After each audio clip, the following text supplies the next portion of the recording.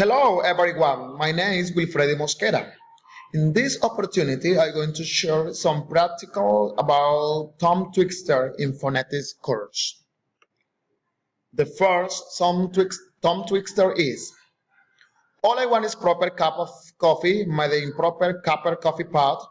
I may be off my dot by one a cup of coffee from a proper coffee pot. Tin coffee pots and iron coffee pots, they're no use to me if I can't have a proper coffee in a proper copper coffee pot. I'll have a cup of tea. The second tongue twister is: one was a racehorse, two was 1-2. When one won who won race, two won 1-2. Number 3. Of all the felt I ever felt, I never felt a piece of felt, which felt as fine as that felt, when first I felt that felt has felt. 4.